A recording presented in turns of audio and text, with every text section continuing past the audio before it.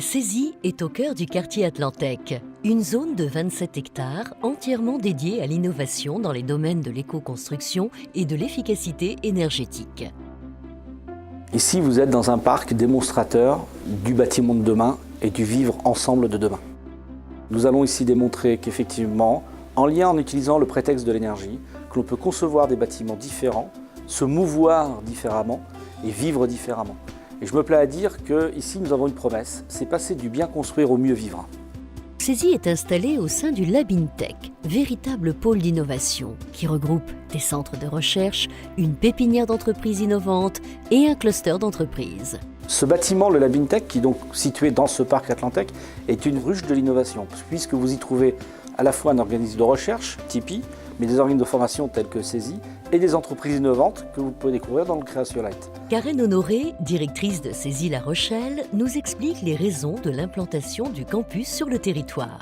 La Rochelle est une ville porteuse à plusieurs titres. Tout d'abord, entraînée par la dynamique de développement du parc Atlantec, Cézy La Rochelle est passée de 20 à 200 étudiants en 4 ans, ce qui vient renforcer la vie étudiante au sein de la ville de La Rochelle, qui comporte déjà différents établissements d'enseignement supérieur tels que La Rochelle Université, Excelia, Lexi et Cézy maintenant. Cézy est vraiment fondée sur un développement partenarial et territorial. Par exemple, nous développons le diplôme d'ingénieur spécialité BTP en partenariat avec La Rochelle Université. Cézy La Rochelle se positionne comme un pôle de performance et une performance qui vise 2 axes, à la fois la performance du bâti et la performance des entreprises. La performance du bâti se développe autour de différentes thématiques que sont la réhabilitation des bâtiments, à la fois structurelle et énergétique, l'efficacité énergétique, le BIM et le Lean Construction.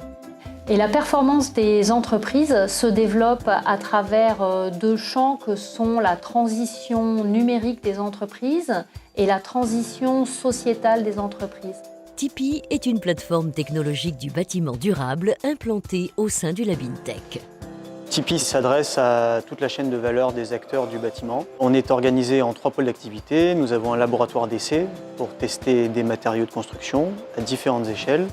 Nous faisons de l'accompagnement ingénierie et recherche pour des porteurs de projets.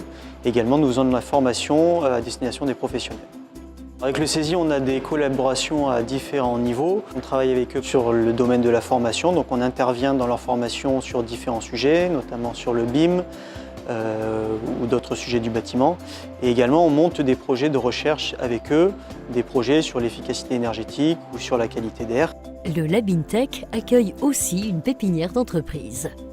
Alors ici, nous sommes dans la pépinière de la CDA de La Rochelle, qui s'appelle Creatiolite, et on est ici dans les locaux d'une start-up qui s'appelle Place des Artisans.